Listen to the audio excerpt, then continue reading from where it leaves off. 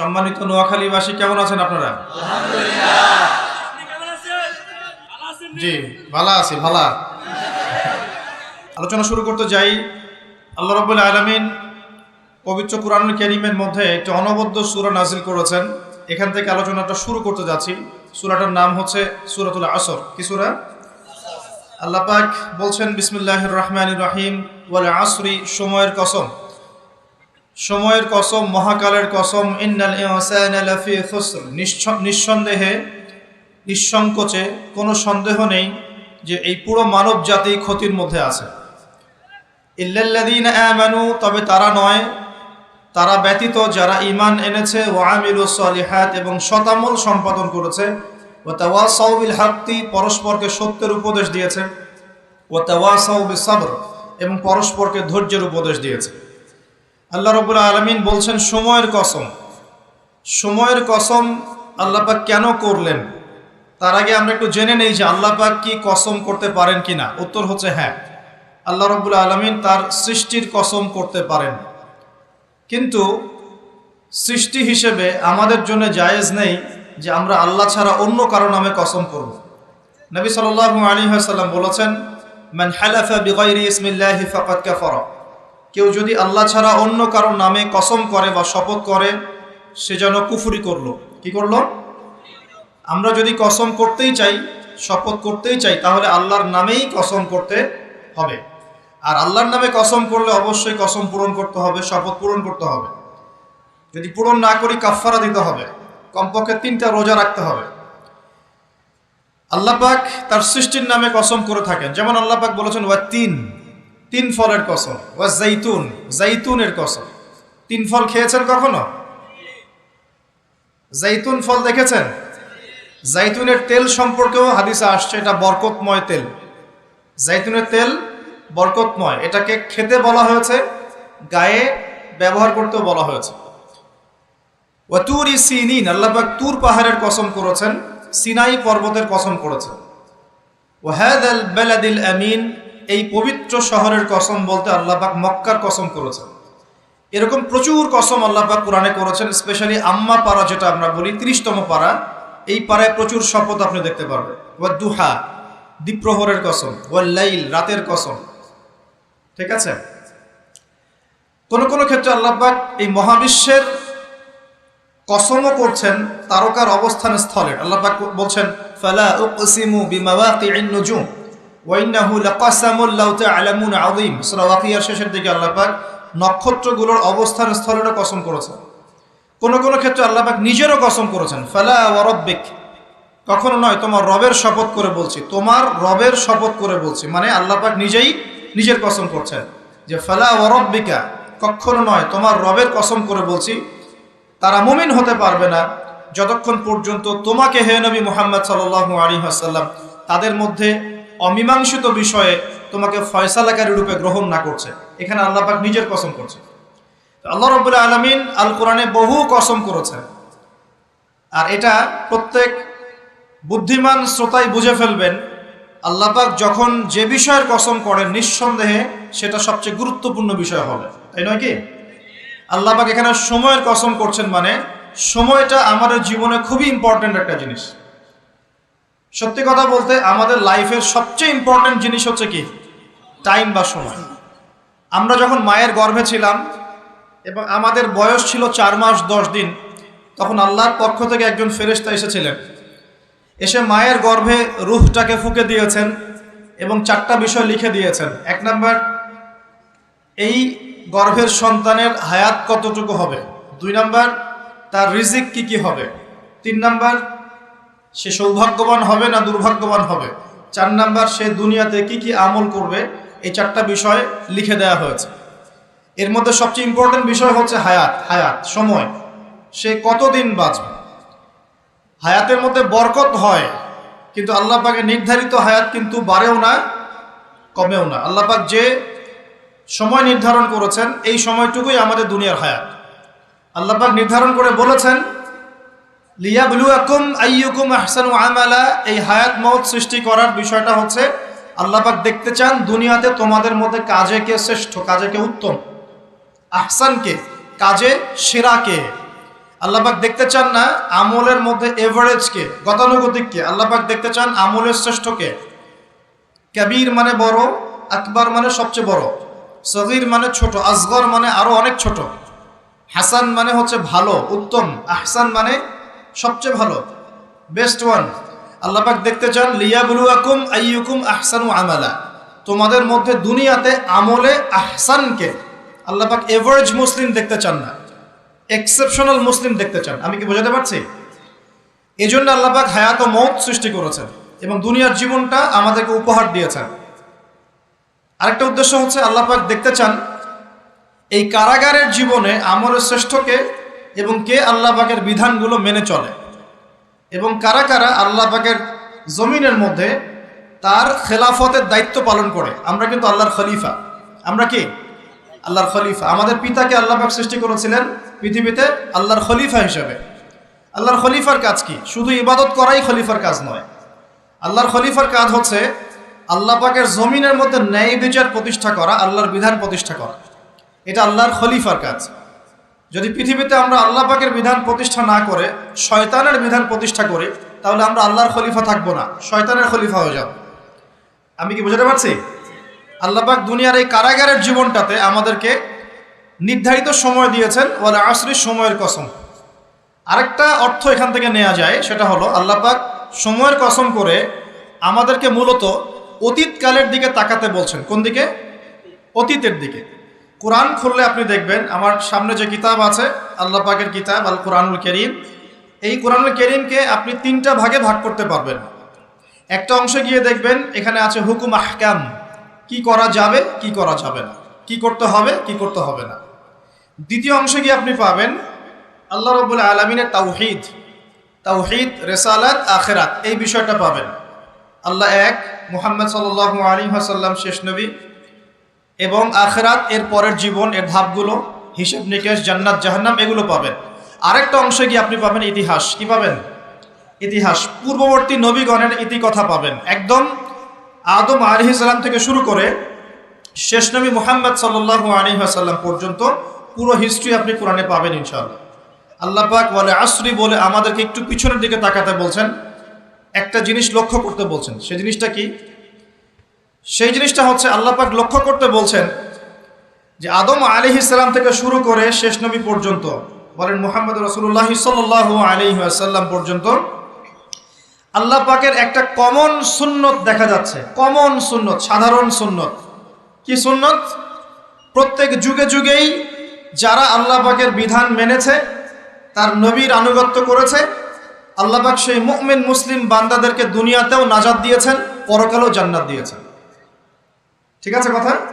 আচ্ছা, আরেকটা সুন্নত হচ্ছে প্রত্যেক যুগে যুগে, আদম থেকে নিয়ে শুরু করে মুহাম্মদ সাল্লাল্লাহু আলাইহি ওয়াসাল্লাম পর্যন্ত, প্রত্যেক যুগে যুগেই যে বা যারাই আল্লাহর কথা শোনে নাই, আল্লাহর বিধান মানে নাই, তার নবীর আনুগত্য করে নাই, আল্লাহ পাক দুনিয়াতেও ধ্বংস করেছেন, আখিরাতেও ধ্বংস করেছেন। এই সুন্নতটা ইতিহাসে একদম কমন। আমি এক্সাম্পল দিয়ে বোঝাচ্ছি। নূহ আলাইহিস সালামের যুগে চলে যান, একটু খেয়াল করে দেখেন, 950 বছর দাওয়াত দেওয়ার পরে মাত্র 40টা বা 80টা পরিবার ইসলাম কবুল করেছে। আল্লাহ পাক এই সারা দুনিয়ায় সেই 80টা পরিবারকেই বাঁচিয়ে রাখলেন, নিষ্কৃতি দিলেন, উদ্ধার করলেন, বাকি সবাইকে ডুবিয়ে মেরে দিলেন। আল্লাহর সুন্নত। আল্লাহ পাকের কিছুই পরোয়া নাই। পরোয়া আছে?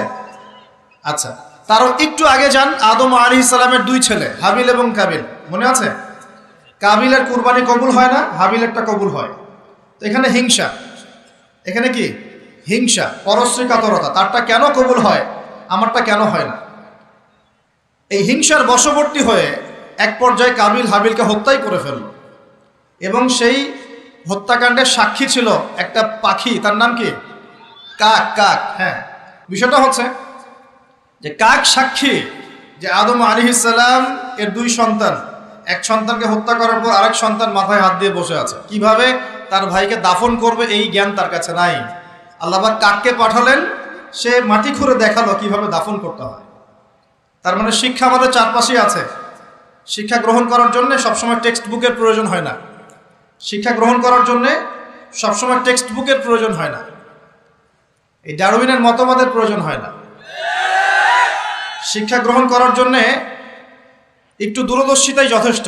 বহু মানুষ এই পৃথিবীতে বেঁচে আছেন যাদের অক্ষর জ্ঞান নাই, লিটারাল জ্ঞান নাই, কিন্তু তারা অনেক বেশি অভিজ্ঞতা সম্পন্ন আছেন না? আচ্ছা, এমনকি আমাদের প্রিয় নবী মুহাম্মদ রাসূলুল্লাহ সাল্লাল্লাহু আলাইহি ওয়াসাল্লাম কিন্তু এই আক্ষরিক জ্ঞান আলিফ বা তা সা এগুলো লিখতে পড়তে জানতেন না। এটা কি আপনারা জানেন? আল্লাহ পাক তাকেই শেষ নবী করেছেন এবং আমরা তাকে বলি তিনি উম্মি। উম্মি মানে হচ্ছে অক্ষর জ্ঞানহীন। কিন্তু এই পৃথিবীর সবচাইতে জ্ঞানী মানুষ, ইতিহাসের শুরু থেকে শেষ পর্যন্ত সবচাইতে জ্ঞানী মানুষ হচ্ছেন মুহাম্মদ রাসূলুল্লাহ সাল্লাল্লাহু আলাইহি ওয়াসাল্লাম। অক্ষর জ্ঞানী সবকিছু নয়। সিগনেচার করতে পারলেই এই আপনার একটা জাতি জ্ঞানী হয় না। সাক্ষরতার হার বাড়লেই একটা জাতি জ্ঞানী হয় না। একটা জাতি জ্ঞানী হয় তখন যখন তার ভিতরে আধ্যাত্মিক পরিবর্তন আসে, যখন তার ভিতরে মানবিক গুণগুলো ইনস্টল হয়, যখন সে মানবতার কল্যাণে কাজ করতে পারে, যখন সে খারাপ পথে যায় না, ন্যায়ের পথে থাকে, অন্যায়ের পথে যায় না, তখন সে ভালো হয়। অক্ষর জ্ঞান সব কিছু নয়। আর আমরা এখন পাশের হারটাকে বেশি ফোকাস করি। কত পার্সেন্ট পাশের হার, কত পার্সেন্ট শিক্ষিত, এটা বড় কথা নয়, কত পার্সেন্ট পাশের হার। পাশের হার সব কিছু নয়। একটা দেশ আছে এখনো পৃথিবীতে, তার নাম ভুটান। কি নাম? বলা হয় যে পৃথিবীর সবচেয়ে সুখী দেশগুলোর মধ্যে একটা হচ্ছে ভুটান। তারা কিরকম জানেন? কৃষিকাজ করে, হ্যাঁ কৃষিকাজ করে, দিন আনে দিন খায়, চাষাবাদ করে, ফসল ফলায়, যে ফসল খাওয়া দাওয়া করার পর যেটা বেঁচে যায় সেটা এক্সপোর্ট করে। কেউ কারোর সাথে হানাহানিতে যায় না। হ্যাঁ, ছোট ছোট ছোট পরিবার বিভক্ত, গোত্রীয়, সেখানে গোত্রীয় বিভাগ আছে, কিছু পলিটিশিয়ানরাও আছেন, কিন্তু কারোর সাথে কোনো হানাহানি কাটাকাটি এইসবে নাই তারা। পৃথিবীর সবচেয়ে সুখী দেশগুলোর তালিকায় ভুটানকে বলা হয় একটা দেশ। শিক্ষা নিলেন কাবিল কার কাছ থেকে? কাকের কাছ থেকে। এখানে একটা হাদিস মনে পড়ে যায়, শেয়ার করি। নবী সাল্লাল্লাহু আলাইহি ওয়াসাল্লাম বলেছেন, এই পৃথিবীতে প্রথম হত্যাকাণ্ড সংগঠিত করেছিল কাবিল। এই জন্যই এই পৃথিবীতে যত মানুষকে অন্যায়ভাবে হত্যা করা হবে, বিনা কারণে অন্যায়ভাবে হত্যা করা হবে, এই সমস্ত খুনের যে পাপ, এই পাপের একটা অংশ কাবিলের আমল নামায় যুক্ত করা হবে। বলি নাউজুবিল্লাহ। সত্তায় জারিয়া যেমন আছে, আরেকটা টার্ম আছে, সেটা হলো গোনাহে জারিয়া। এটা কি?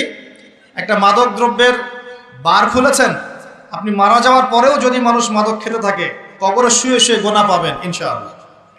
একটা গান গেয়েছেন যেখানে আজে বাজে মিউজিক আছে, বা আজে বাজে শিরকি কথা আছে, কুফরি কথা আছে, মানুষকে আপনার আল্লাহ থেকে দূরে সরাচ্ছে। যত মানুষ সেই গান গাবে এবং শুনবে, আপনার মৃত্যুর পরেও কবরে শুয়ে শুয়ে সেই গোনা পাবেন ইনশাআল্লাহ। একজন মানুষ সিনেমা হল করেছে এবং সেখানে নগ্ন ছবি প্রদর্শন করা হয়। এখনকার বেশিরভাগ সিনেমাতেই নগ্ন ছবি দেখানো হয়, কারণ এখন অনলাইনে ঢুকলেই মনে হয় এই জগৎ সমান সমান যৌনতা, মানে এই পৃথিবীটাই মানে যৌনতা, সবখানেই যৌনতা। এমনকি একটা স্যান্ডো গেঞ্জি কিনতে যাবেন, সেখানেও দেখবেন একটা নগ্ন মেয়ের ছবি দিয়ে রেখে দিয়েছে, সব যৌনতা। তো এই যে সিনেমা হলটা করেছেন, যত মানুষ এখানে সিনেমা দেখবে, যদি আপনি মারাও যান, যত মানুষ সিনেমা দেখতে থাকবে, এই গোনার একটা অংশ আপনার কবরে অটোমেটিক ট্রান্সফার হতে থাকবে ইনশাআল্লাহ। এভাবেই যদি আপনি মাদ্রাসা করেন, যত মানুষ পড়বে, আগামীতে শিক্ষিত হবে, দিনের জ্ঞান অর্জন করে মানুষের মধ্যে দাওয়াতের কাজ করবে, সমস্ত নেক আমলের একটা অংশ আপনি পাবেন ইনশাআল্লাহ। একটা মসজিদ করেছেন, মসজিদে ইনভেস্ট করেছেন, একটা মসজিদ করে দিয়েছেন, এই মসজিদে যত মানুষ নামাজ পড়বে ইনশাআল্লাহ আপনি এর একটা নেকির ভাগিদার হবেন ইনশাআল্লাহ।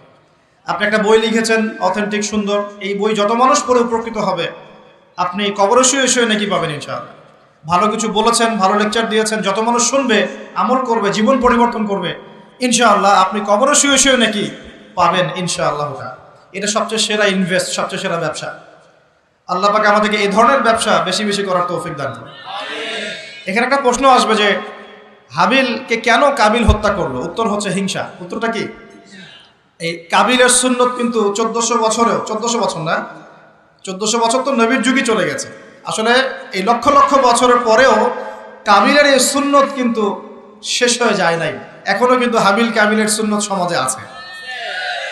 যখনই দেখা যাবে যে কেউ কোনো ভালো কাজ করছে, ভালো কিছু হচ্ছে, তখন এক শ্রেণীর কাবিল অটোমেটিক বের হয়ে যাবে, যারা এই হাবিলের পিছনে লেগে যাবে। কথা ঠিক কিনা? প্রতিটা সেকশন এটা আছে। যদি পলিটিক্যাল ক্ষেত্রে একজন পলিটিশিয়ান ভালো কাজ করা শুরু করে, কিছু কাবিল বের হয়ে তার বিরোধিতা করা শুরু করবে, দেখবেন।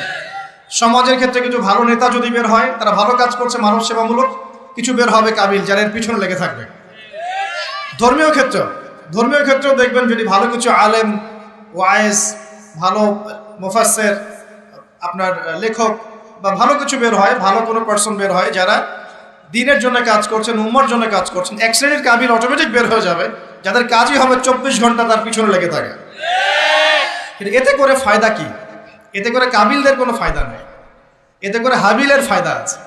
কিরকম ফায়দা? হাবিল কি বলছিল? হাবিল বলছে যে তুমি যদি আমাকে মারার জন্য হাত প্রশস্ত করো, আরেকটা পড়ে দেখেন সূরা মাইদার মধ্যে আছে, শুরুর দিকেই আছে, তুমি যদি আমাকে হত্যা করার জন্য হাত প্রশস্ত করো, আমি কখনো তোমাকে হত্যা করার জন্য হাত বাড়াবো না। এটা হাবিলের কথা। কত উচ্চ লেভেলের শিক্ষা তার পিতামাতা তাকে দিয়েছেন, কত উঁচু লেভেলের শিক্ষা আদম আলাইহিস সালাম এবং হাওয়া আলাইহিস সালাম তাকে দিয়েছেন, কত উচ্চ মানের তাকওয়া তার মধ্যে ছিল। সে বলছে তুমি যদি হাত বাড়াও আমাকে মারার জন্য, হে কাবিল, আমি তোমাকে হত্যা করার জন্য আমার হাত বাড়াবো না, বরং আমি ভয় করছি আমাকে হত্যা করলে তুমি আমার এবং তোমার সমস্ত গোনা নিয়ে কিয়ামতের মাঠে উঠবে এবং তুমি শয়তানের অন্তর্ভুক্ত হয়ে যাবে। তাহলে কাবিল কি শেষমেশ এই দলে পড়ে নাই? এই দলেই পড়েছে। আল্লাহ পাক আমাদের সবাইকে হাবিল হওয়ার তৌফিক দান করুন, আর দৃশ্য অদৃশ্যের কাবিলদের থেকে আল্লাহ পাক হেফাজত করুন বলি আমি।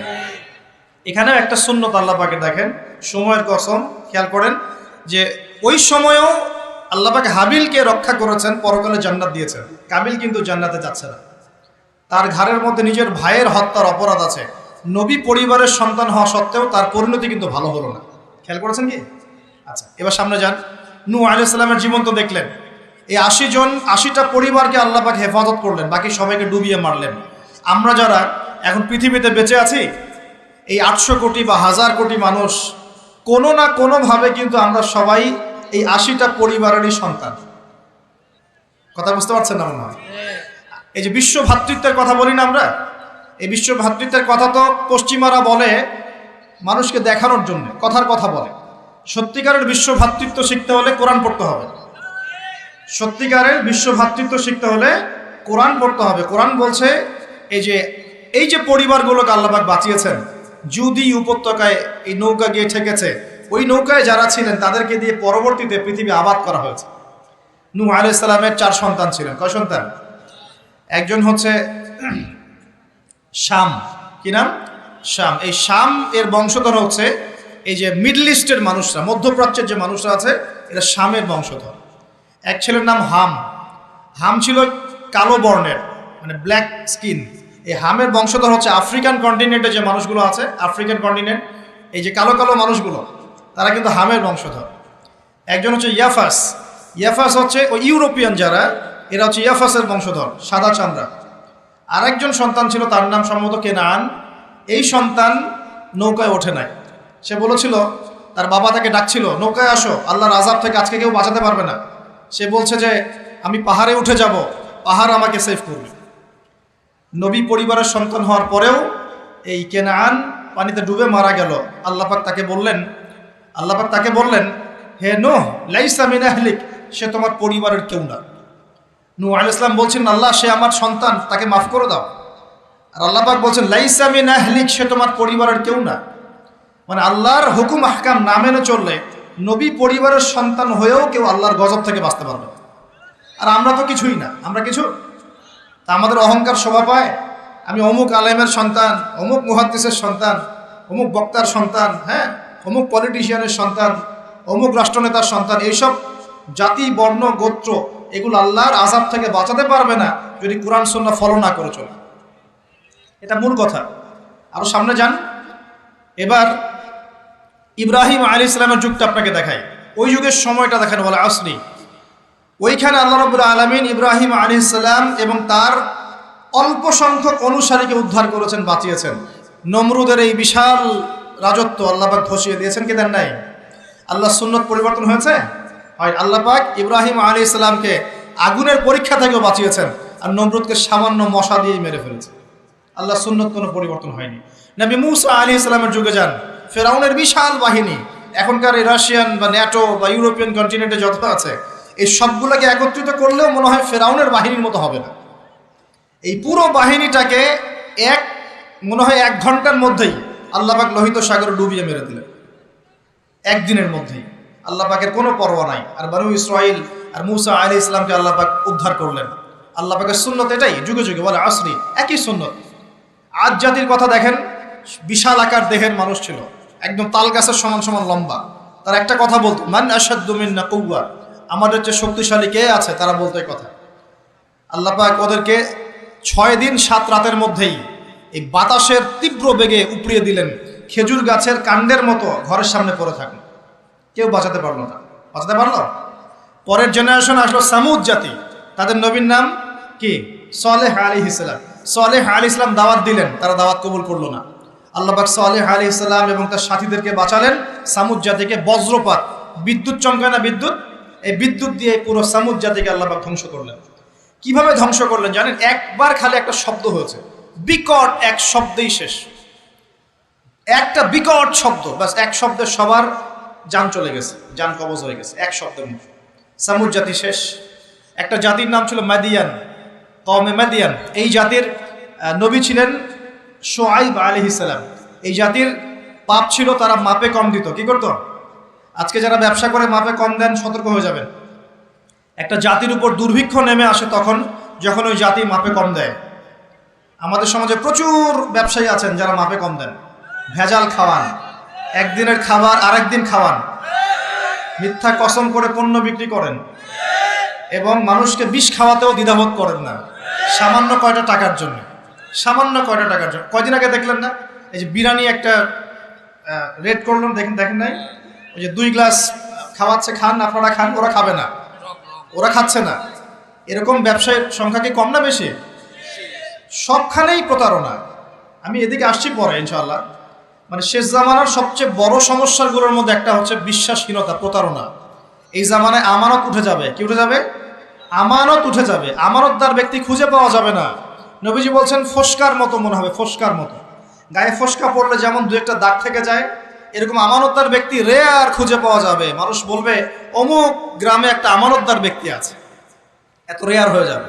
সবখানে প্রতারণা। ঢাকার মতো শহরে যারা আমরা থাকি, মানুষের চোখে মুখে গেলে অবিশ্বাস, খালি অবিশ্বাস, কেউ কাউকে বিশ্বাস করতে পারে না। কেউ যদি একটা ভিক্ষুক যদি এসে গ্লাসের মধ্যে নক করে বলে যে আমাকে 2টা টাকা দেন, আমি ভাত খাইনি 3 দিন, বিশ্বাস করতে কষ্ট হয় যে সত্যি সত্যি নিচ্ছে না মিথ্যা মিথ্যা নিচ্ছে। এত অবিশ্বাস এখন। তারপরে ভিক্ষারও সিস্টেম, বলে যে আমাকে একটা কম্বল কিনে দেন, বড় আমি শাড়ি কিনবো, আমি লুঙ্গি কিনবো। সবার কাছে এই কথা বলে বলে সে টাকা উঠাচ্ছে।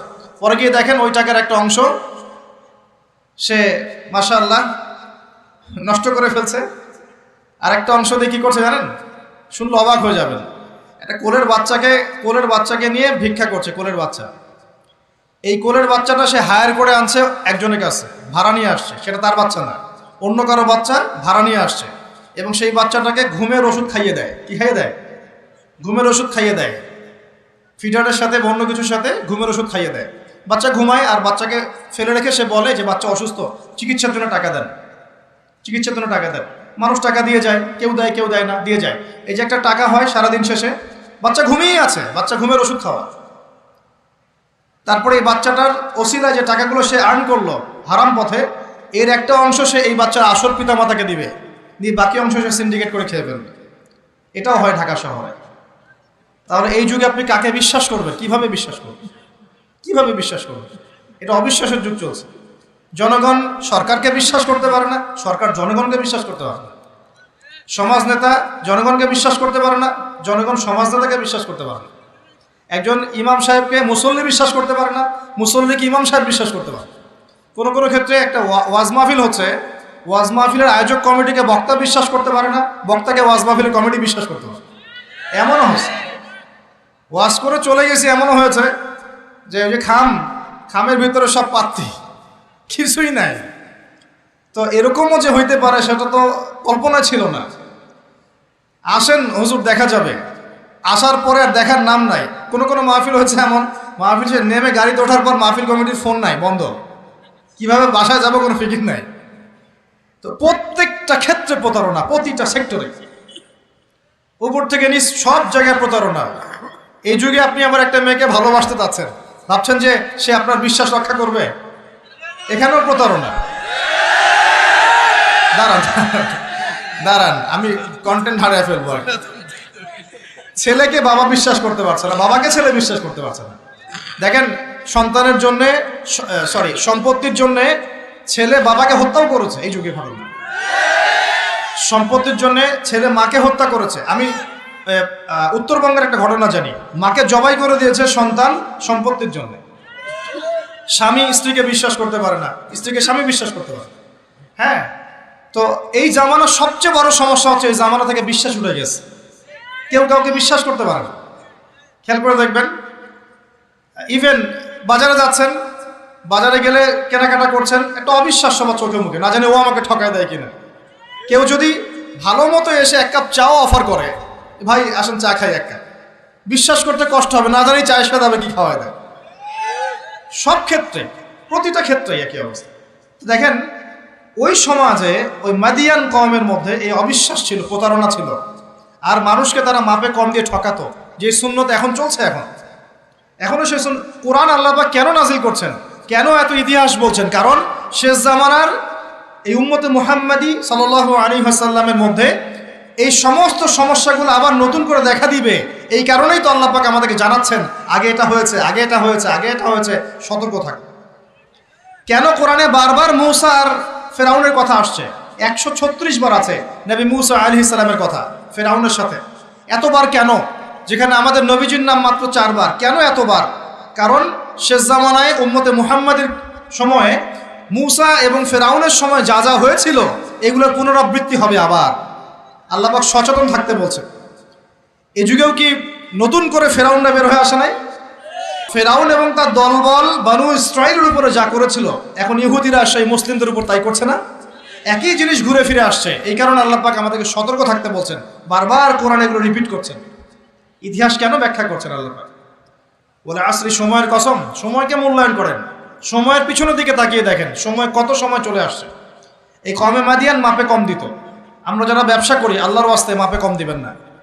একজন সৎ ব্যবসায়ী, আমি দুটো হাদিস শোনাই, আমি তাদেরকে ভালোবেসেই বলছি, ব্যবসায়ীদেরকে আমি ভালোবাসি, কারণ তারা অন্ততপক্ষে সুদের মধ্যে যাচ্ছেন না। এখন ব্যবসা করে আপনি যদি হালাল ধরে রাখতে না পারেন তাহলে ব্যবসাটা বৃথা হচ্ছে। আল্লাহ পাক বলেছেন আহাল্লাহুল বাই'a ওয়া হাররামা রিবা, আল্লাহ পাক ব্যবসাকে হালাল করেছেন, সুদকে হারাম করেছেন। আপনি সুদ খাচ্ছেন না, ব্যবসা করছেন, আলহামদুলিল্লাহ। কিন্তু যদি আপনি মাপে কম দেন, মিথ্যা কসম করে পণ্য বিক্রি করেন, সিন্ডিকেট করেন, মাল ইচ্ছা করে মজুদ করে পরে দাম বাড়িয়ে দেন, এই যে 2 নম্বরে যদি করেন, আমানতের খেয়ানত করেন, তাহলে আপনাদের এই পাপের কারণে পুরো জাতির উপর দুর্ভিক্ষ নেমে আসবে, এটা হাদিস। আর যদি আপনি সৎ ব্যবসায়ী হতে পারেন, নবী সাল্লাল্লাহু আলাইহি ওয়াসাল্লাম বলেছেন, নবীদের সাথে, শহীদদের সাথে আপনার হাসর হবে ইনশাআল্লাহ। একজন সৎ ব্যবসায়ী নবীগণ শহীদগণের সাথে ইনশাআল্লাহ তাআলা কিয়ামতের মাঠে হাসর করবে ইনশাআল্লাহ। আমরা কি এটা চাই না? আর এক শ্রেণীর মানুষকে আমি ভালোবাসি, তারা হচ্ছেন পলিটিশিয়ান। কেন ভালোবাসি? কারণ তারা অ্যাটলিস্ট কাপুরুষতার পরিচয় না দিয়ে নিজের কাঁধে দায়িত্ব নিয়ে সমাজ সংস্কার করার চেষ্টা করছে। আমাদের সমাজে 2 ধরনের মানুষ আছে। এক, যারা খালি সমালোচনা করতে পারে, ভালো মন্দ কমেন্ট করতে পারে। আর এক শ্রেণীর মানুষ চ্যালেঞ্জ গ্রহণ করতে পারে, যে আমি চ্যালেঞ্জ নিয়ে এটাকে পরিবর্তন করব।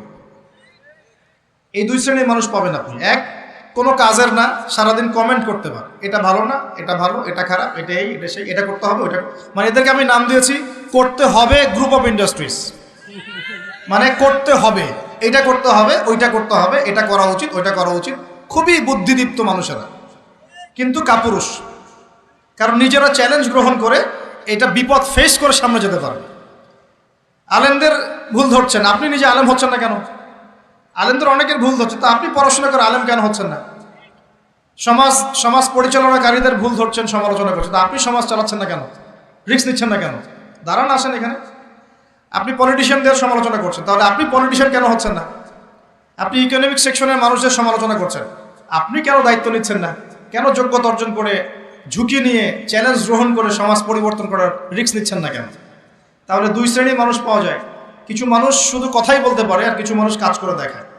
তো অ্যাটলিস্ট তারা কাজ করে দেখানোর জন্যে বা মানুষের ভালো করার স্বার্থে তার একটা দায়িত্ব কাঁধে নিয়েছেন। হয়তো দায়িত্বের যে ইসলামাইজেশন বা ইসলামিক দায়িত্ববোধ, এটা তাদেরকে হয়তো বোঝানো যাচ্ছে না, এটা সমস্যা। কিন্তু যদি এই দায়িত্বটাকে ইসলামাইজড করে পালন করা যায়, সমাজের কল্যাণ না কল্যাণ।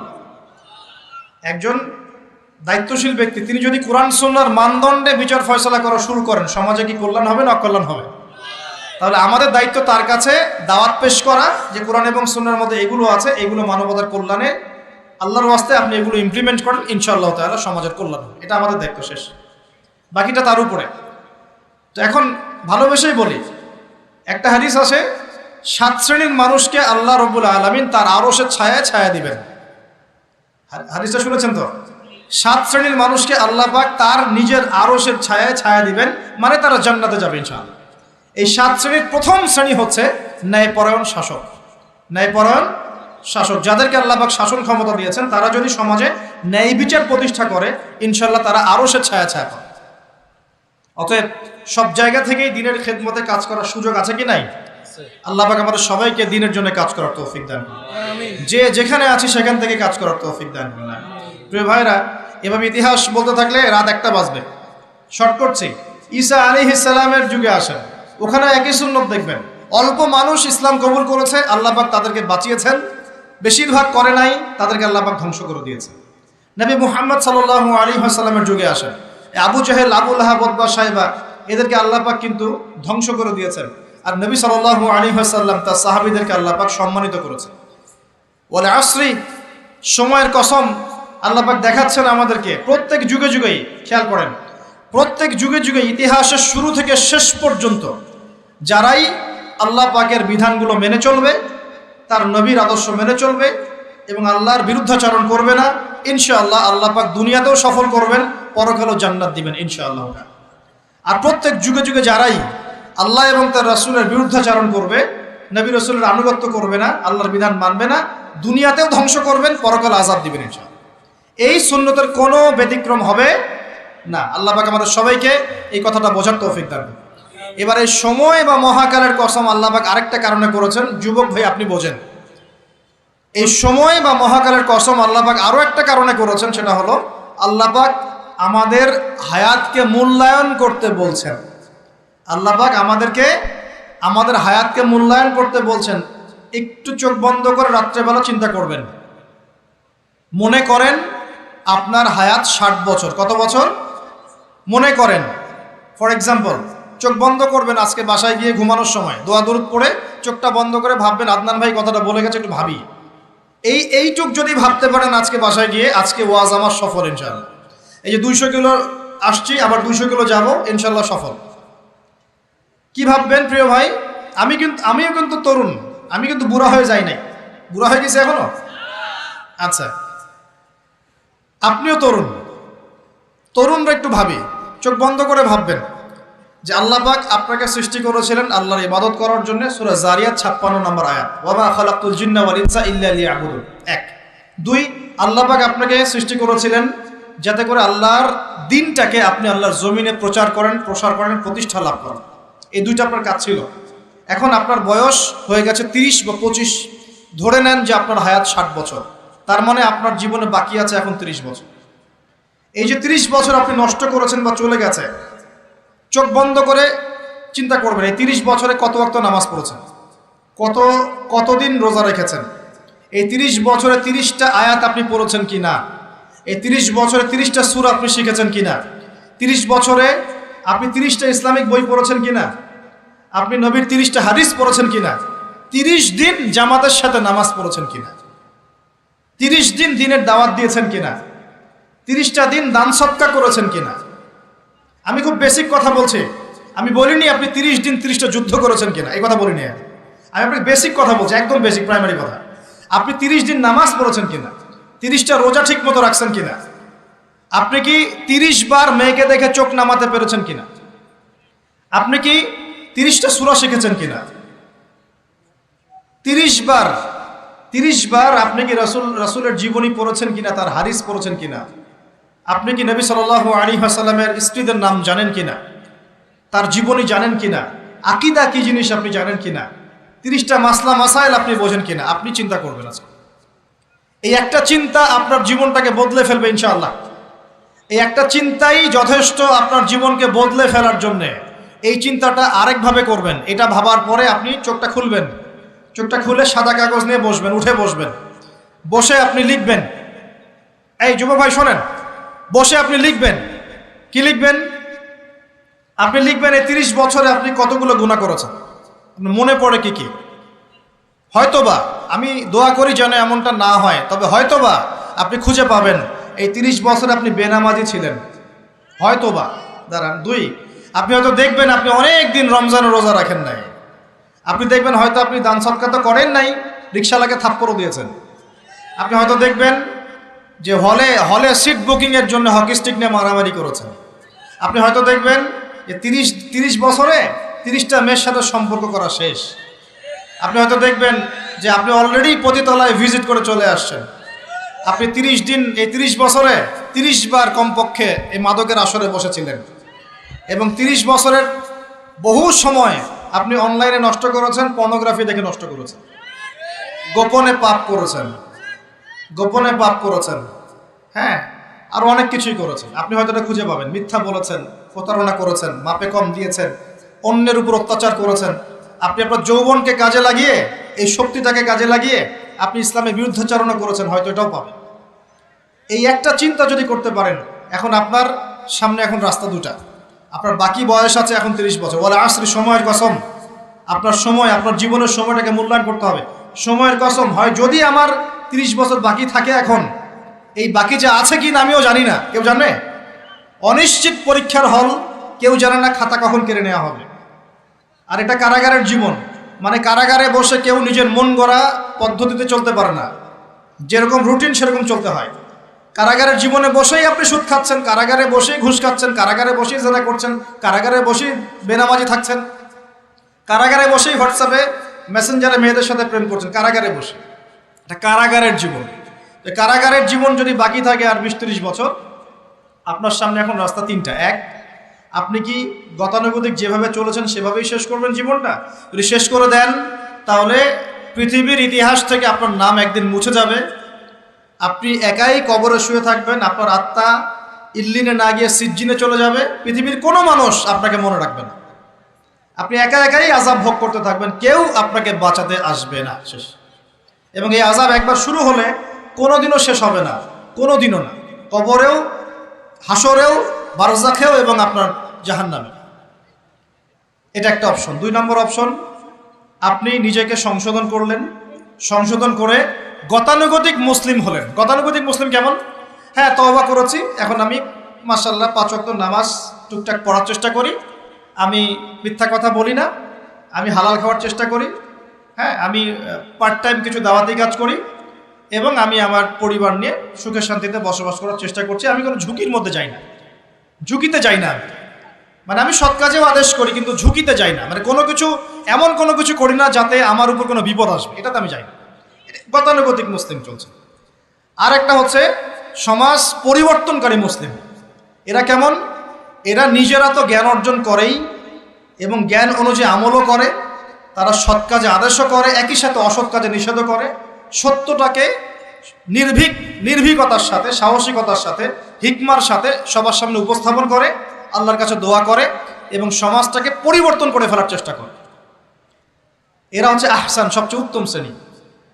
কিভাবে বললাম উত্তম শ্রেণী? নবীজি বলছেন তোমাদের সামনে একটা জামানা আসবে, এটাও শেষ জামানার হাদিস। তোমাদের সামনে একটা জামানা আসবে, জামানা সবরিন, কঠিন সবরের জামানা, ঈমান ধরে রাখা হাতে জ্বলন্ত আগুন ধরে রাখার মতো হবে।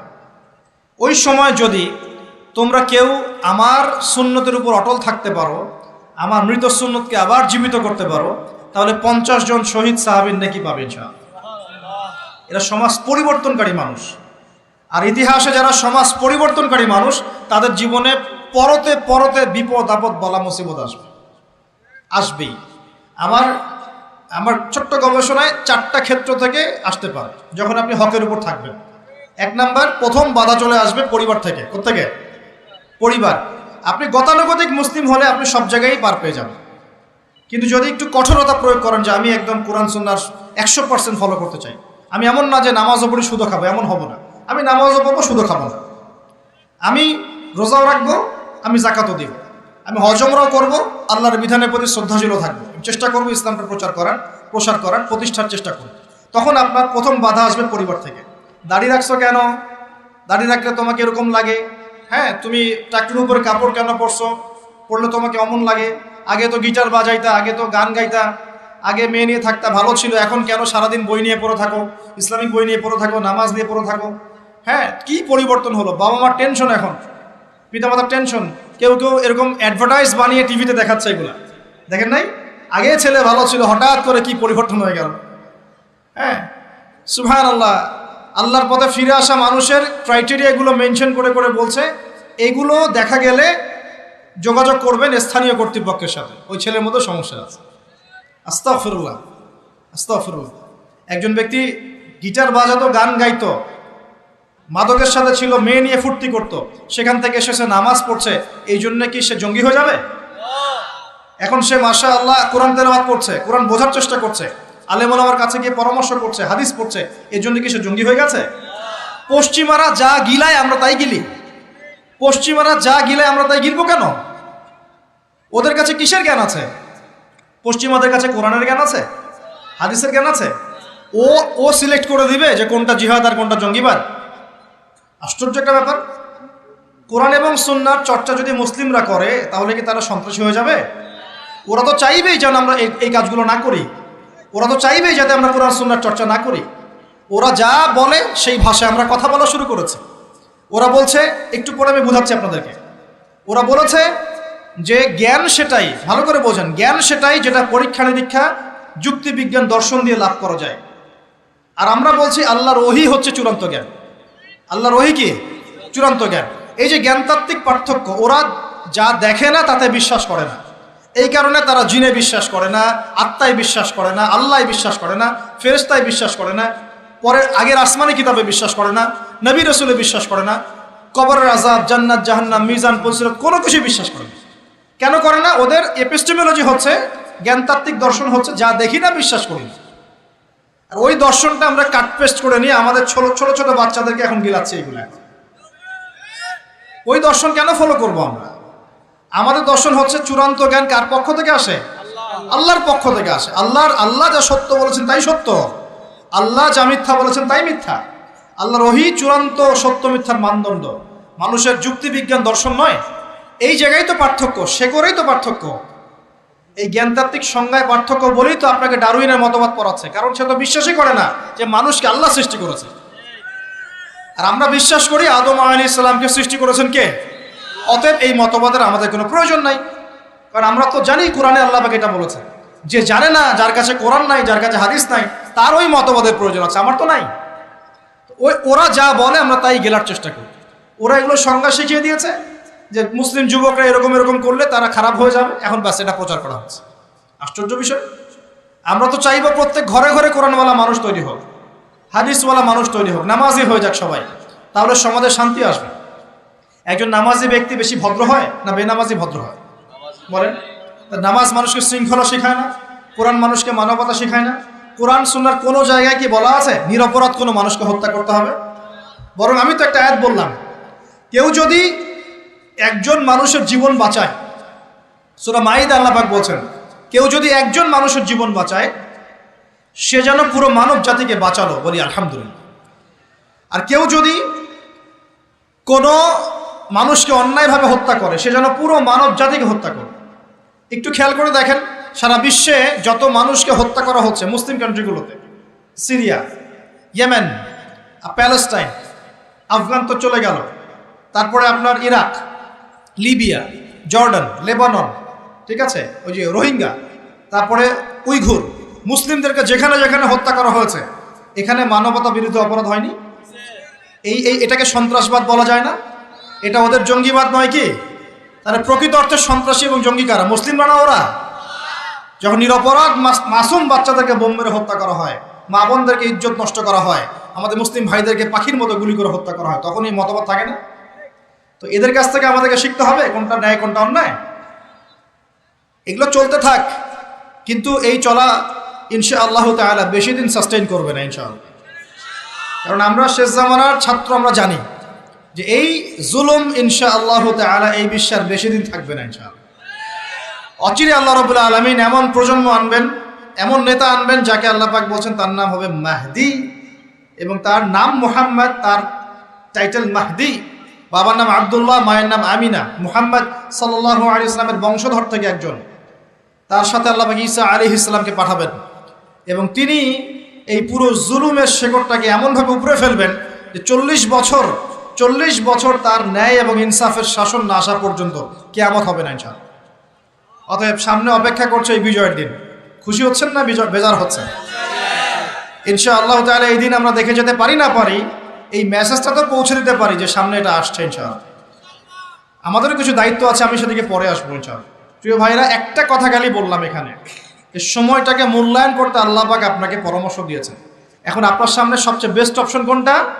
আপনি পাপগুলোর লিস্ট করে 2 রাকাত নামাজ পড়বেন, সুন্দর করে ওযু করে চোখের পানি ছেড়ে দিয়ে আল্লাহকে বলবেন, আল্লাহ এই 30 বছর আমি যত পাপ করেছি, যত পাপ আল্লাহ করেছি, জেনে করেছি না জেনে করেছি, বুঝে করেছি না বুঝে করেছি, প্রকাশ্যে করেছি গোপনে করেছি, যত পাপ আল্লাহ হয়েছে আমার দ্বারা, আল্লাহ তুমি সমস্ত পাপকে মাফ করো। বলবেন আল্লাহুম্মা গফিরলি মা কদ্দামতু ওয়া মা আখখারতু ওয়া মা আসরারতু ওয়া মা আ'লানতু ওয়া মা আনতা আ'লামু বিহি মিন্নি আনতাল মুকদ্দিম ওয়া আনতাল মুআখির ওয়া আনতা আলা কুল্লি শাইইন কাদির। এটা একটা দোয়া।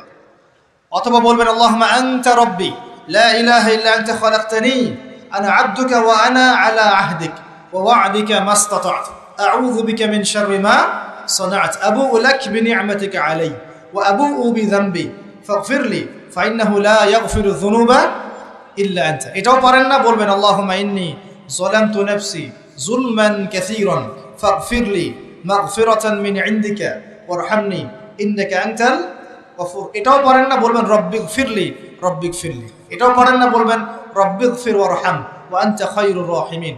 রব্বিগফির ওয়ারহাম ওয়া আনতা খায়রুর রাহিমিন। আমার সাথে বলেন রব্বিগফির ওয়ারহাম ওয়া আনতা খায়রুর রাহিমিন। এতটুকু অন্তত বলবেন, বলে চোখের পানি ছেড়ে দিয়ে আপনি তওবা করবেন ইনশাআল্লাহ তাআলা। আল্লাহ পাক কি বলছেন শুনেন। আল্লাহ পাক বলছেন সূরা ফুরকানের শেষের দিকে, আল্লাহ পাক বলছেন ইল্লা মান তাবা, যে ব্যক্তি তওবা করে ফিরে আসবে, ওয়া আমানা এবং ঈমান নিয়ে আসবে, ওয়া আমিলা আমালান সালিহান এবং সতামল সম্পাদন করা শুরু করবে, মানে এরপর আর খারাপ কাজ করবে না, বাকি জীবন ভালো কাজ করবে। আল্লাহ পাক বলছেন উলাইকা আল্লাযীনা উলাইকা إلا من تاب وآمن وعمل عملا صالحا فأولئك يبدل الله سيئاتهم حسنات। এরাই সেই ব্যক্তি, এরাই সেই সব মানুষ যাদের সমস্ত গুনাহকে আল্লাহ পাক নেকি দিয়ে পরিবর্তন করে দেবেন ইনশাআল্লাহ। শুধু গুনাহ মাফ করে দিবেন না, আল্লাহ পাক বলেছেন শুধু গুনাহ মাফ করব না, যদি গুনাহ হয় থাকে 1 কোটি, আল্লাহ পাক 1 কোটি নেকি দিয়ে পরিবর্তন করে দিবেন ইনশাআল্লাহ। কিসের অপেক্ষা তাহলে? এখন আজকে কোনো অপেক্ষা হবে? আজকে রাত্রে ইনশাআল্লাহ তওবা করে, এখনই তওবা করে ফেলবো ইনশাআল্লাহ। ওয়াজ শুনে বাসায় গিয়ে জায়নামাজে বিছিয়ে 2 রাকাত নামাজ পড়ে খাস তওবা করে, এভারেজ মুসলিম হওয়ার তওবা করব না। কিরকম মুসলিম হওয়ার তওবা করব? যে মুসলিমরা সমাজ পরিবর্তন করবো ইনশাআল্লাহ, ওই মুসলিম হওয়ার চেষ্টা করবো ইনশাআল্লাহ। এটা করতে গেলে কি লাগবে? ফার্স্ট অফ অল আপনাকে জ্ঞান অর্জন করতে হবে। কি করতে হবে? প্রচুর পড়াশোনা করতে হবে, জ্ঞানের বিপ্লব চাই। তারপরে বেশি বেশি নেক আমল করতে হবে নবীর সুন্নাহ অনুযায়ী। এরপর হালাল খাইতে হবে। তারপরে আদর্শ পরিবার করতে হবে, নিজের পরিবারে পর্দা সালাত কায়েম করতে হবে। তারপরে সমাজে সৎ কাজে আদেশ করবেন, অসৎ কাজে নিষেধ করবেন। এই যে মানব কল্যাণমূলক কাজ করবেন, সবার সাথে ঐক্যবদ্ধ থাকবেন, বিভক্ত হবেন না, সবার কল্যাণ চাবেন, কারো অকল্যাণ চাবেন না, কারোর সাথে হিংসা বিদ্বেষ গীবত তোহমতের মধ্যে যাবেন না, সমালোচনা সংস্কৃতির মধ্যে যাবেন না। আল্লাহওয়ালা আত্মশুদ্ধিওয়ালা মানুষের কাছে থাকবেন, পলিটিশিয়ানদের সাথে ভালো সম্পর্ক রাখবেন, তাদেরকে নিয়ে দিনের কাজ করবেন, তাদেরকে বাদ দিয়ে দিনের কাজ করবেন না, তাদেরকে নিয়ে দিনের কাজ করবেন। এবং তাদের মধ্যে যারা সৎ, যারা তাদেরকে ভোট দিবেন। সমস্যা কি? ডেমোক্রেসি 100% ইসলামিক পদ্ধতি কিনা সেটা পরের প্রশ্ন। এখান থেকে আপনি এখন বের হতে পারছেন না, তার মানে এখান থেকে স্কিপ করা আপনার পক্ষে পসিবল হচ্ছে না। তাহলে যে ব্যক্তি সৎ তাকে কমসে কম নিযুক্ত করেন। সমস্যা কোথায়? তার দ্বারা কিছুটা হলেও তো উপকার হবে। মানে নাই মামার চেয়ে তো কানা মামা ভালো নাকি? খেলাফত তো কায়েম করতে পারছেন না, পারছেন? তাহলে যে পদ্ধতির মধ্যে তুলনামূলক কিছু সৎ মানুষ আছে, ওই মানুষগুলোকে নিয়ে আসেন। সমস্যা কোথায়? ইনশাল্লাহ তারাও দিনের জন্য কাজ করবে। আমরা একটা ঐক্যবদ্ধ জাতি হিসেবে বিশ্বের বুকে মাথা তুলে দাঁড়াবো ইনশাআল্লাহ। ইনশাআল্লাহ আমি খুব স্বপ্ন দেখি, আমি খুব আশা পোষণ করি। আর স্বপ্ন দেখতে হয়, স্বপ্নই আপনাকে ঘুমাতে দিবে না। স্বপ্ন কি? স্বপ্ন দেখতে হয়। স্বপ্ন নিয়েই তো মানুষ বাঁচে। একটা উন্নত জাতি গঠনের এবং সব দিক থেকে সমৃদ্ধ একটা দেশ গঠনের স্বপ্ন আমরা সবাই দেখব, কেন দেখব না? এই স্বপ্ন নিয়ে আমরা বাঁচব, ইসলামিকভাবে গড়ব, যাতে বিশ্বের বুকে আমাদের দেশটা মাথা তুলে দাঁড়াতে পারে ইনশাআল্লাহ। মাথা তুলে দাঁড়াবো মানে কাতার একটা ছোট্ট কান্ট্রি না, ঢাকা শহরের সমানও হয়তো না, কাতার এত ছোট কান্ট্রি। এই ছোট্ট একটা কান্ট্রি সারা বিশ্বের বড় বড় অ্যাফেয়ার্সের মধ্যে মাথা ঢুকাচ্ছে। আপনারা কি জানেন যে আমেরিকার সাথে তালেবানদের যে মিউচুয়াল আত্মসমর্পণের বা মিউচুয়াল যেটা হয়েছে সন্ধি, যেটা আমরা বলি যুদ্ধবিরতি, বলা যায় যে আমেরিকার পরাজয় এবং তাদের বিজয়, এটাই বলা যায়। তো এখানে সবচেয়ে ভালো ভাইটাল রোল কে প্লে করেছেন জানেন? এই কাতার, ছোট্ট একটা কান্ট্রি। কাতার হচ্ছে আমাদের আয়তন অনেক বড়। ওই যে বলেছি উত্তর কোরিয়া ছোট্ট কান্ট্রি, মাথা পিছু আয় আমাদের চাইতেও কম, কোনো সময় মিসাইল বানিয়ে রেখে দিয়েছে, আমেরিকা ভয়ে তার সামনে যেতে পারে। খেয়াল করেছেন? আয়তন কিছুই না, যদি আমরা ঐক্যবদ্ধ হতে পারি, শিক্ষিত হতে পারি, প্রযুক্তির জ্ঞান অর্জন করতে পারি, আমাদের মধ্যে ঐক্য থাকে, আপোষে আমরা মিল মহব্বতের সাথে ন্যায়ের সাথে যদি আমরা সমাজ পরিচালনা করতে পারি, বাংলাদেশও বিশ্বকে নেতৃত্ব দেবে ইনশাআল্লাহ। কেন আমরা সবসময় নতজানু হয়ে থাকবো? কি জন্য? আমরা ঋণ চাবো কেন? আমরা ঋণ দিব উল্টে ওদেরকে, আমরা ঋণ দিব ওদেরকে পুরো। আমরা কি দেই নাই মনে করছেন নাকি? একটা সময় ছিল যখন আমরাই সবাইকে লোন দিয়েছি, জানেন? একটা সময় ছিল যখন এই মুসলিমদের লোনের উপরে পশ্চিমরা টিকে থাকতো। আমরা ওদেরকে জ্ঞান দিয়েছি, মেডিকেল সায়েন্স দিয়েছি, প্রযুক্তির সব কিছু দিয়েছি।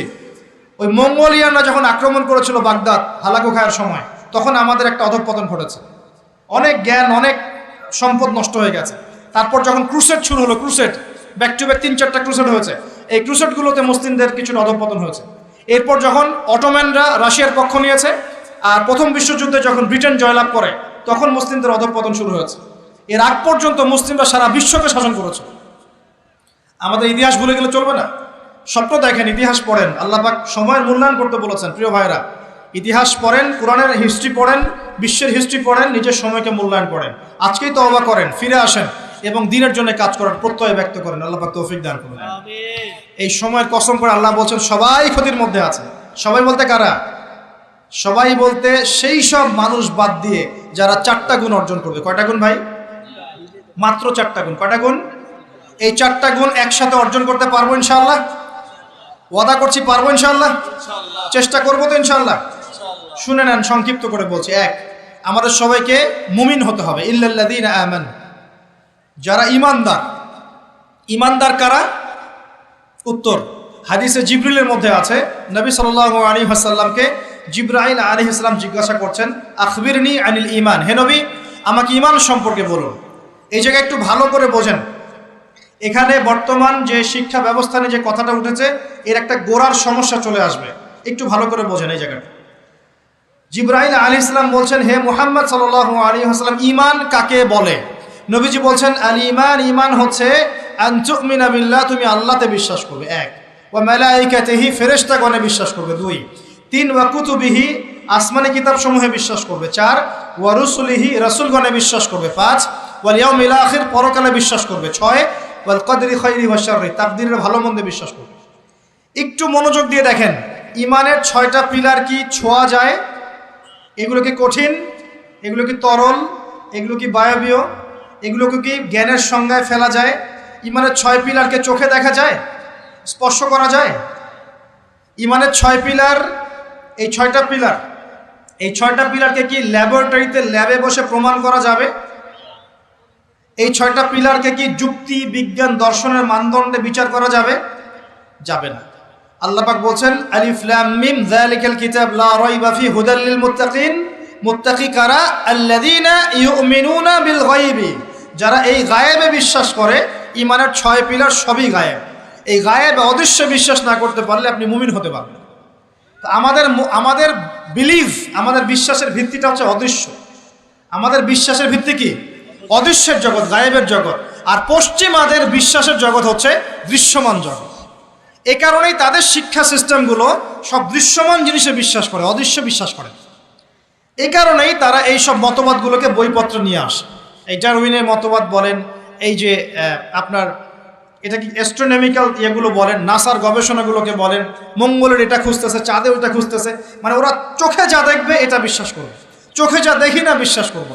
আর ওই মতবাদটাকে তারা জোর করে মুসলিমদের উপর চাপাতে যাচ্ছে।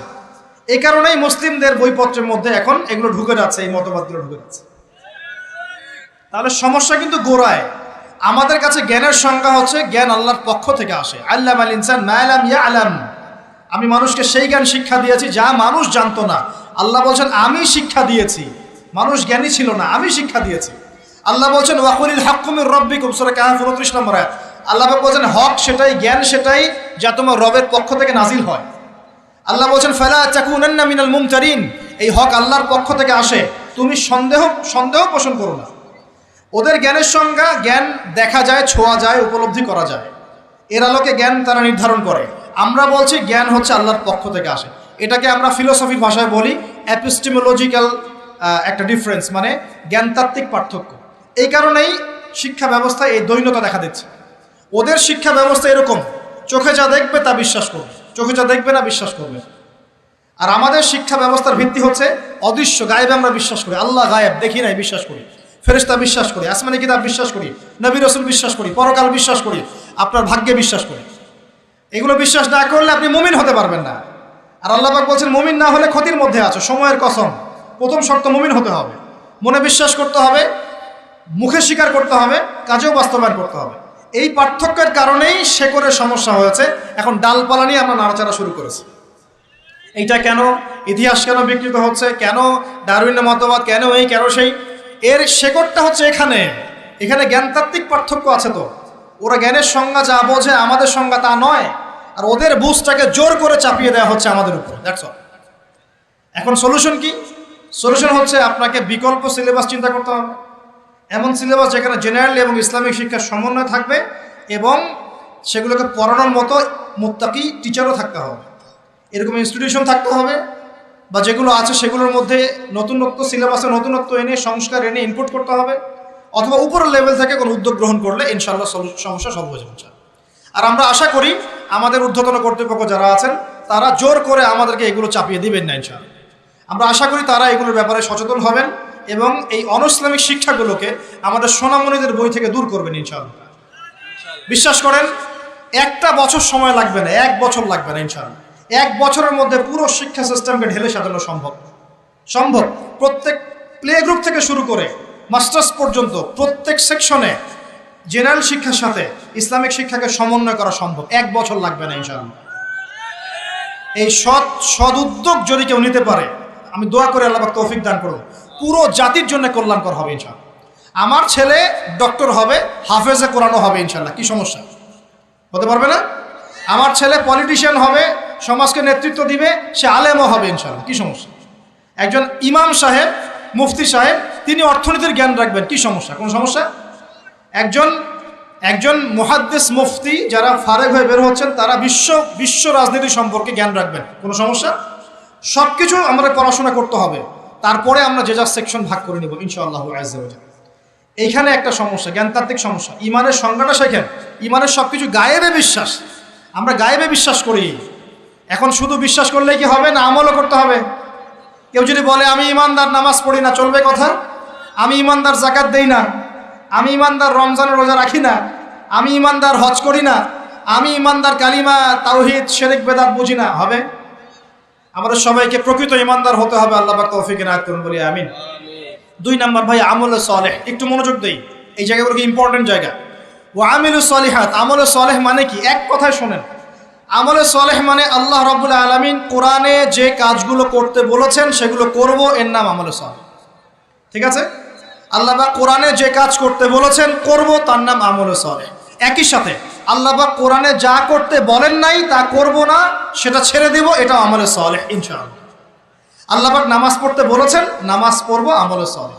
আল্লাহ সুদ ছাড়তে বলেছেন, সুদ খাবো না, না খাওয়াটাই আমল সালেহ। মানে শুধু সৎ কাজ করাই আমল সালেহ নয়, অসৎ থেকে দূরে থাকাটাও কিন্তু আমল সালেহ। এই যে আপনি দাড়ি ছেড়ে দিয়েছেন, শেভ করছেন না, মানে আপনি আমল সালেহের মধ্যে আছেন। আপনি টাকনুর উপরে কাপড় পরছেন, নিচে নামাচ্ছেন না, তার মানে আমল সালেহ আছে। আপনি জেনা করছেন না, বিয়ে করেছেন, আপনি আমল সালেহের মধ্যে আছেন। আপনি মদ খাচ্ছেন না, না খাওয়াটাই আমল সালেহ। আপনি মেয়ের দিকে খারাপ চোখে তাকাচ্ছেন যে না, এটাই আমল সালেহ। শুধু ভালো কাজ করাই কিন্তু আমল সালেহ নয়, খারাপ থেকে দূরে থাকো কি আমল সালেহ। আল্লাহ পাক সবাইকে বোঝার তৌফিক দান।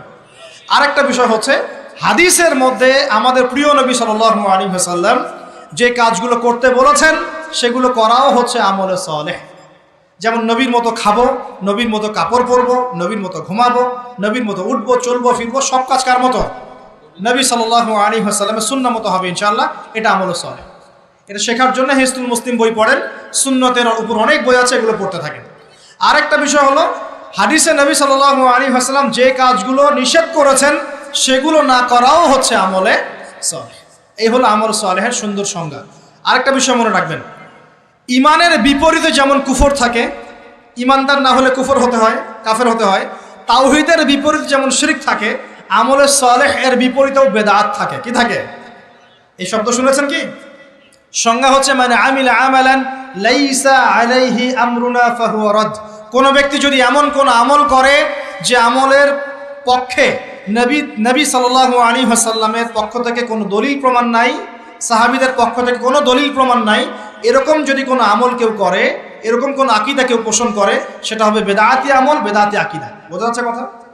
বেদাতি আমল আকীদায় কেউ লিপ্ত থাকলে তার আমল কবুল হবে না, তার আমল কবুল হবে না। তার আমলকে আল্লাহ পাক ধুলো বানিয়ে দিবেন, হাউজে কাউসারের পানি পাবে না, নবীজি সুহকান সুহকান লিমান গায়্যারা বা'দি বলে তাড়িয়ে দিবেন এবং জাহান্নামে যেতে হবে। বেদাত যে করে সে তো অপরাধী।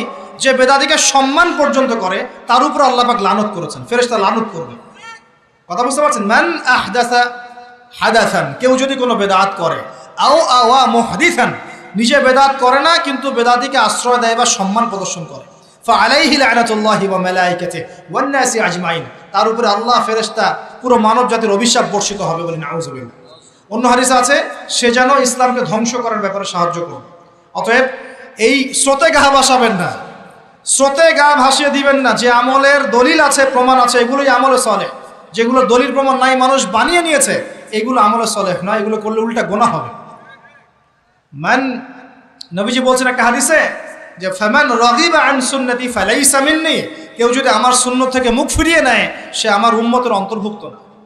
কুল্লু বিদআতিন দালালা, প্রত্যেকটা বেদাত ভ্রষ্টতা, ওয়া কুল্লু দালালাতিন ফিন্নার, প্রত্যেক ভ্রষ্টতার পরিণাম হবে জাহান্নাম। যে আমলটা করবেন চেক করে দেখবেন দলিল প্রমাণ আছে কি নাই। এখন যদি দেখেন সমাজের সব মানুষই বেদাত করে, আপনি কি করবেন? এখন বলবেন সামাজিকতার খাতিরে আমিও করি, তাহলে ওই সমাজ যদি জাহান্নামে যায় আপনাকেও যেতে হবে। নাউযুবিল্লাহ। ইসলাম সামাজিকতা দেখে চলে না, ইসলাম চলে কোরআন এবং হাদিস দেখে। সুন্নত সামাজিকতার ধার ধারে না, সুন্নত ধার ধারে দলিলের। দলিল আছে কিনা, প্রমাণ আছে কিনা, নবী করেছেন কিনা, সাহাবী করেছেন কিনা, ইমামদের থেকে প্রমাণ আছে কিনা, আমরা সেটা দেখব। প্রমাণ নাই, দলিল নাই, যত টাটকা মজার মুখরোচক মনে হোক না কেন, সবাই করুক না কেন, আপনার করা যাবে, করলে বেদাত হয়ে যাবে। আল্লাহ পাক বোঝার তৌফিক দান। আর বেদাত তো করবেনই না, বেদাতিকে সম্মানও করবেন না। বেদাতিকে ট্রল করতে করতেই তো ভাইরাল হয়ে গেছে, ট্রল করতে করতে, মজা করতে করতেই তো ভাইরাল হয়ে গেছে। এই তো সমস্যা আমাদের। আল্লাহ পাক বোঝার তৌফিক দান করুন, আমিন। আরেকটা বিষয় হলো ওয়াতাওয়াসাউ বিল হক, যারা পরস্পরকে হকের দাওয়াত দেয়। আচ্ছা, হকটা কি? এখন হকের সংজ্ঞা সূরা কাহাফের 29 নম্বর আয়াত আছে। কোন আয়াতে? কোন সূরা বলেন? সূরা কাহাফ কত নম্বর আয়াত? 29। সূরা বাকারাতেও আছে, সূরা কাহাফে আল্লাহ বলেছেন, আল্লাহ পাক বলেছেন হকটা কি? ওয়াকুল হাক্কু মির রাব্বিকুম, বাস শেষ। হে নবী বলে দিন হক সেটাই যা তোমার রবের পক্ষ থেকে নাজিল হয়। হকটা কি? যা তোমার রবের পক্ষ থেকে নাজিল হয়। বলেন তো রবের পক্ষ থেকে কি নাজিল হয়েছে? কোরআন এবং তার ব্যাখ্যা কি আছে? হাদিস। যখন তাওরাত নাজিল হয়েছিল সেটা কি হক ছিল? ছিল। যখন তাওরাত নাজিল হয়েছে তখন সেটাও হক ছিল। যখন ওটাকে বিকৃত করা হয়েছে তারপর আল্লাহ পাক জাবুর নাজিল করেছে দাউদ আলাইহিস সালামের উপরে। এই জাবুর যখন নাজিল হয়েছে তখন জাবুরই হক ছিল। যে জাবুর মানত না সে কাফের হয়ে গিয়েছিল, যে জাবুর মানত সে মুসলিম ছিল। এরপর ইনজিল এসেছে জাবুর বিকৃত হওয়ার পরে। ইনজিল যখন এসেছে ইনজিলই হক ছিল। ইনজিল যে মেনেছে আল্লাহ পাক তাকে মুসলিম বলেছেন, সেও মুসলিম ছিল। যে ইনজিল মানে নাই সে কাফের হয়ে গিয়েছিল। ইনজিলকে বিকৃত করার পরে আল্লাহ পাক দিয়েছেন কি? সর্বশেষ আসমানি কিতাব আল কোরআনুল কারীম এবং তার ব্যাখ্যায় নবী সুন্নাহ, হাদিস নবী সাল্লাল্লাহু আলাইহি ওয়াসাল্লাম। এই কোরআন এবং সুন্নাহকে মিলেই ইসলাম। এই ইসলাম হচ্ছে একটা কমপ্লিট কোড অফ লাইফ, জীবনের সব ক্ষেত্রে সমাধান আছে। এখন এই হকটার দাওয়াত আল্লাহ পাক দিতে বলছেন। তাহলে দাওয়াতটা কিভাবে শুরু করব?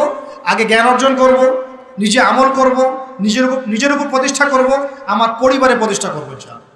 আমার নিকটস্থ আত্মীয়দেরকে দাওয়াত দিব, আমার বন্ধু মহলে দাওয়াত দিব, আমার বান্ধবীদেরকে, আপনার বান্ধবীদেরকে দাওয়াত দিবেন। আপনার বান্ধবী মানে মেয়েদেরকে বলছি আর কি, আপনাকে বলছি না, বোনদেরকে বলছি। আপনারা আপনাদের বান্ধবীদেরকে দাওয়াত দিবেন, আপনারা বন্ধুদেরকে দাওয়াত দিবেন। এই যুগে সবাইকে কমপক্ষে পার্ট টাইম দায়ী হতে হবে, সবাইকে কমপক্ষে পার্ট টাইম দায়ী সবাইকে হতে হবে। আপনি নামাজ পড়ছেন, নামাজের দাওয়াত দেন। আপনি দান সৎকার করেন, দান সৎকার দাওয়াত দেন। আপনি সুদ খাচ্ছেন না, আপনি দাওয়াত দেন, ভাই সুদ খায়েন না। যেগুলো স্পষ্ট সেগুলোর দাওয়াত আপনি দিবেন। ইখতিলাফি মাসআলাগুলোকে নিয়ে ব্যস্ত হবেন না। ইখতিলাফি মাসআলাগুলোকে নিয়ে ব্যস্ত হলে উম্মাহ বিভক্ত হয়, ফাটল সৃষ্টি হয়। আল্লাহ পাক আমাদের সবাইকে হকের দাওয়াত দেওয়ার তৌফিক দান করুন। এরপরে যদি আল্লাহ পাক আরো বড় ক্ষমতা দেন, তখন আরো বড় পরিসরে আমরা দাওয়াতি কাজ করবো ইনশাআল্লাহ। শুরুটা হবে ব্যক্তি জীবন থেকে। আল্লাহ পাক আমাদের সবাইকে ব্যক্তি জীবন পরিবর্তন করার তৌফিক দান করুন, আমাদের পারিবারিক জীবন পরিবর্তন করার তৌফিক দান করুন, আমাদের সমাজকে পরিবর্তন করার তৌফিক দান করুন, আমাদের রাষ্ট্র নেতাদেরকে আল্লাহ পাক হেদায়েত দান করুন। আমরা দোয়া করি। সবশেষ কথা, ওয়াতাওয়াসাউ বিসসবর, যারা সবরের উপর থাকবে এরা ক্ষতিমুক্ত থাকবে। হকের সাথে সবরের কথা কেন? এর জন্য একজন নবীর কথা বলাই যথেষ্ট। তারপরে আমি কয়েকজনের কথা বলছি। নূহ আলাইহিস সালাম, নাম শুনেছেন? নাম শুনেছেন? কত বছর দাওয়াত দিয়েছেন? কত বছর? 950 বছর। কত বছর? 950 বছর তিনি দাওয়াত দিয়েছেন মানুষকে। তাও আল্লাহ তার ভাষায় বলছেন সূরা নূহের মধ্যে, তিনি বলছেন ইন্নী দাআউতু কওমি লাইলা ওয়ান নাহার। তিনি বলছেন নূহ আলাইহিস সালাম, হে আল্লাহ, আমি দিন রাত মানুষকে দাওয়াত দিয়েছি। দিন রাত, দিন আমি যে 1 ঘন্টা 1.5 ঘন্টা ওয়াজ করলাম এমন না, দিন রাত মানুষকে দাওয়াত দিয়েছি আমি। ওয়ালাম ইয়াজিদহুম দুআই ইল্লা ফিরারা, আমার দাওয়াত শুনে মানুষ খালি পালিয়ে গেছে, পালিয়ে গেছে। মানুষ আমাকে পাগল বলেছে। মরুভূমির মধ্যে জাহাজ বানাচ্ছ, মানুষ পাগল বলেছে, কটাক্ষ করেছে, গালি দিয়েছে, হত্যার চেষ্টা করেছে। আল্লাহ, আমি দিন রাত মানুষকে দাওয়াত দিয়েছি। শেষমেশ তিনি এতটাই মানে দুঃখ ভরাক্রান্ত মন নিয়ে দোয়া করছেন, তিনি বলছেন রব্বি লা তাযার আলাল আরদি মিনাল কাফিরিনা দাইয়ারা। আল্লাহ 950 বছর দাওয়াত দিয়েছি, এই কয়টা মানুষ ইসলাম কবুল করেছে। আল্লাহ, তুমি এই পৃথিবীতে কোনো কাফেরকে আর বাকি রেখো না, আযাব দিয়ে ধ্বংস করে দাও। তিনি বলছেন রব্বি আন্নী মাগলুবুন ফান্তাসির, সূরা কমারের মধ্যে আছে। তিনি বলছেন আল্লাহ, আমি পরাজিত হয়ে গেছি, আমাকে সাহায্য কর, আমি আর পারছি না। কোন পর্যায়ে গেলে একটা মানুষ এই কথা বলতে পারে? আমরা তো 2 দিন 4 দিন দাওয়াতি কাজ করে হাবশায় যাই। এক ভাইকে নামাজের দাওয়াত দিয়েছি 3 দিন, নামাজ পড়ে না, বলছি তোর দ্বারা হবে না, আশা শেষ করে ফেলি, আশা পোষণ করি না। হ্যাঁ, পরিবারে স্ত্রী কথা শোনে না, 1 বছর সবর করেছি, তালাক দাও তালাক দাও, চলবে না, এরকম মনে করি আমরা। ঠিক আছে, সন্তানকে দাওয়াত দিই, কথা শোনে না, সন্তানকে আমরা ত্যায্য পুত্র করে ফেলছি। অনেক অধৈর্য আমরা, মুসলিমরা খুব আবেগী হয়ে গেছে এখন, আমরা আর অধৈর্য হয়ে গেছে। সবর করতে হবে। আমাদের নবীজির 23 বছর লেগেছে। কত বছর? 23 বছরে আল্লাহর নবীকে মানুষ হত্যার চেষ্টা করেছে 16 বার, গালি দিয়েছে 15টা। যে মানুষটাকে সবাই বলতো আল আমিন আস সাদিক, সেই মানুষকে মানুষ বলা শুরু করেছে কাযযাব, সাহের, জাদুকর, এই মিথ্যাবাদী, হ্যাঁ, ঐক্য বিনষ্টকারী ইত্যাদি। তাকে দেশ থেকে বের করে দিয়েছে, তায়েফবাসী রক্তাক্ত করেছে, কত নির্যাতন করেছে। উটের নাড়ি ভুড়ি চাপিয়ে দিয়েছে সেজদারত অবস্থায়, গলায় চাদর দিয়ে ফাঁস দিয়েছে আমাদের নবীকে। উহুদের মাঠে আঘাত করেছে মাথার মধ্যে। কই নবী সাল্লাল্লাহু আলাইহি ওয়াসাল্লাম তো অধৈর্য হন নাই, ছেড়ে দেন নাই, ময়দান ত্যাগ করেন নাই। আমরা তো অল্পতেই কেন অধৈর্য হয়ে যাই? হাজার হাজার মানুষ আসবে চলে যাবে, কিন্তু দিন ইসলাম থেকে যাবে ইনশাআল্লাহ। একসময় ভালো থাকবে, কখনো খারাপ থাকবে, কখনো বেগবান হবে, কখনো একটু মন্থর হবে, দিন এগিয়ে যাবে ইনশাআল্লাহ। একজন আসবে, হয়তো তাকে মেরে ফেলা হবে, আরেকজন আসবে ইনশাআল্লাহ। একজন আসবে, তাকে সরিয়ে দেওয়া হবে, আরেকজন আসবে ইনশাআল্লাহ। 100 আলেম আছেন, 100 আলেমের মৌত হবে, আরো 100 আলেম আসবে ইনশাআল্লাহ। দিন থেমে যাবে না, কখনো এগিয়ে যাবে। একটা পয়েন্ট দেখেন, নূহ আলাইহিস সালামের বাড়িতেও শান্তি ছিল না। কিরকম?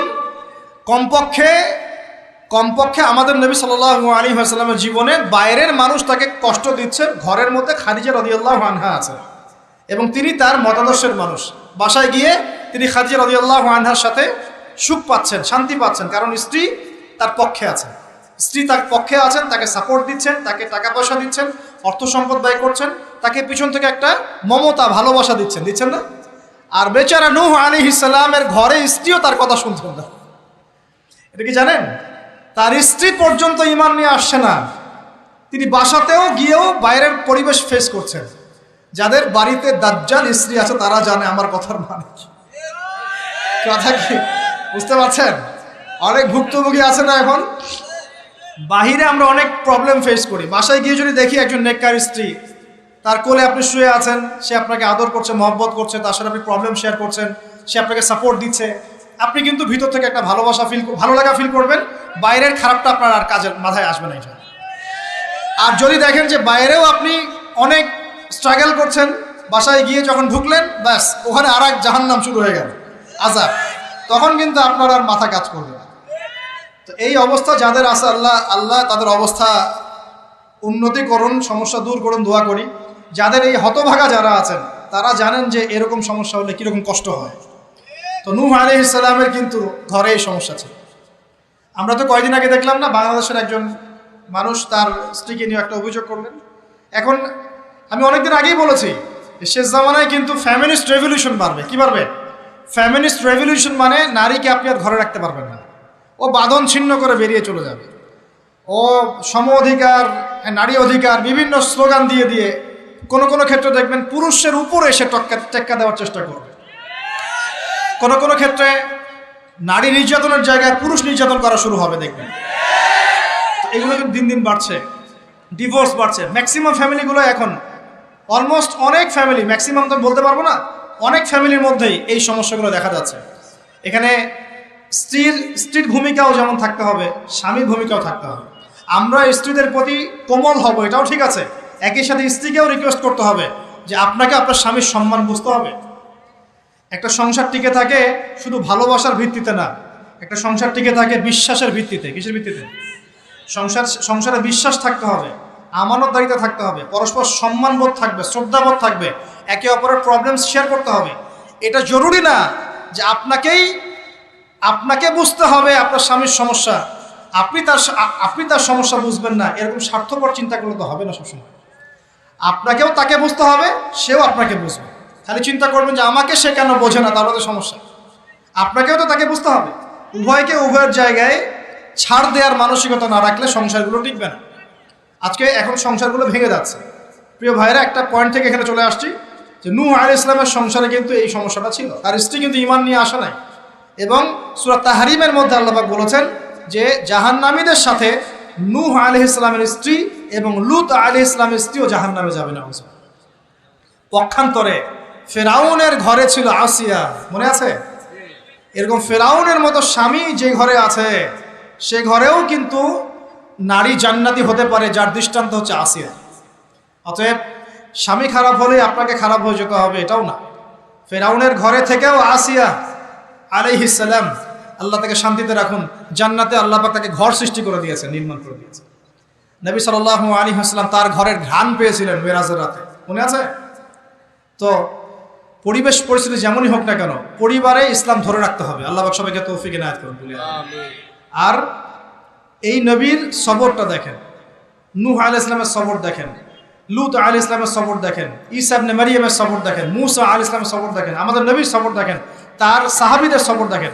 এই প্রত্যেক যুগে যুগে এই সিলসিলা চলে আসছে। হকের দাওয়াত যারাই দিয়েছে তাদেরকে সবর করতে হয়েছে।